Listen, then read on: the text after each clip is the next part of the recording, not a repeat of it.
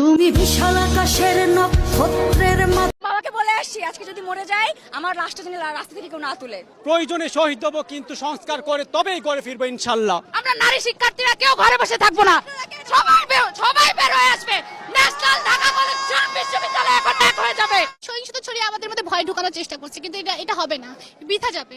আমরা ঢাবি স্টুডেন্ট কালকে যেভাবে মার খেয়েছি, আমাদের ভাইদের যেভাবে মেরেছে, আমি নিজেও ইনজুরিতে আছি। আমি তারপর আজকে আন্দোলনে আসছি। আমরা কিন্তু দমে যায় না, এটা জাস্ট বোঝানোর জন্য যে ইনজুরি থেকে এই জন্য উঠে আসছি যে ঢাবির এখন পর্যন্ত কোনো আন্দোলন কিন্তু বৃথা যায় নাই।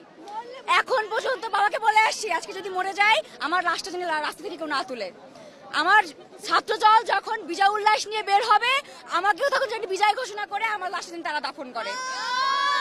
এটা ভাষা থেকে বলে আসছি, এখন কি হবে সেটা পরে দেখা যাবে ইনশাআল্লাহ।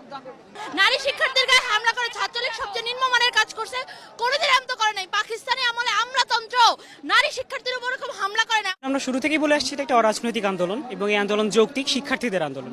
এই আন্দোলনে দেশে আপামর জনসাধারণের একটা ভূমিকা আছে এবং সমর্থন আছে, যেটা আমরা সবসময় পেয়েছি। আমরা যদিও বলেছি এটা একটা অরাজনৈতিক আন্দোলন, কিন্তু আপনারা কালকে দেখেছেন আমাদের কোনোই ইচ্ছা ছিল না মারামারি করার।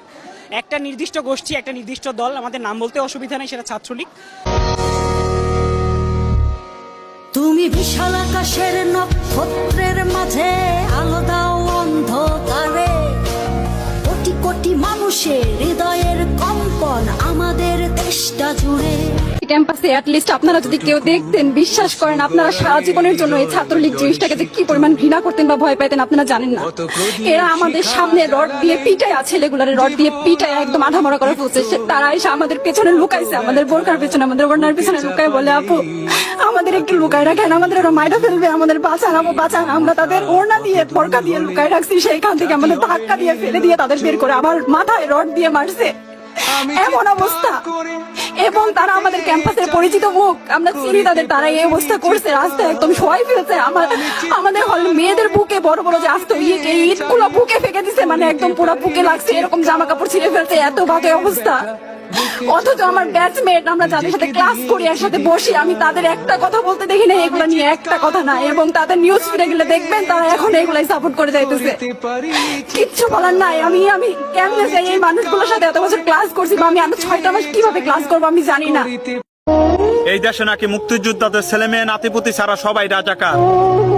আমরা তো কৃষকের ছেলে, তাহলে আমরা কি সবাই রাজাকার?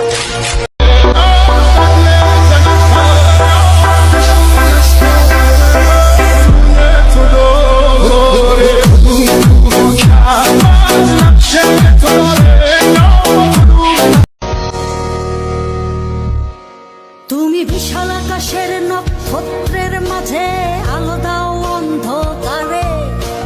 কোটি কোটি মানুষের হৃদয়ের কম্পন আমাদের দেশটা জুড়ে।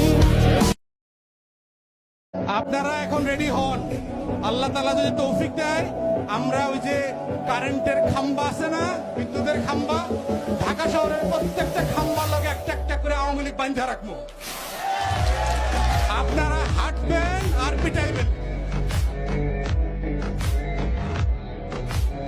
আমি নিজে একজন মুক্তিযোদ্ধা পরিবারের সন্তান, আমি একজন বীর মুক্তিযোদ্ধার নাতি। তবে আমাদের দেশে সরকারি চাকরিতে বা ডিসিএসে বা প্রথম বা দ্বিতীয় উচ্চ শ্রেণীর যে পর্যায়গুলো আছে সেগুলোতে যে নিয়োগের ব্যবস্থা করা হয়, সেখানে যে মুক্তিযোদ্ধা পরিবারকে 30% কোটার সুযোগ সুবিধা দেওয়া হচ্ছে, এটা সাধারণের জন্য অসুবিধা এবং তাদের জন্য এটা ঠিক না। এবং আমি ব্যক্তিগতভাবে আমার জায়গা থেকে মনে করি এই 30% কখনো আমাদের সকলের জন্য যৌক্তিক হতে পারে না। মুক্তিযোদ্ধারা কখনো বৈষম্য চায় নাই, সবার অধিকার নিশ্চিত করতে। 30% কখনোই সবার অধিকার নিশ্চিত করতে পারে না। নারী কোটা, জেলা কোটা সহ সর্বমোট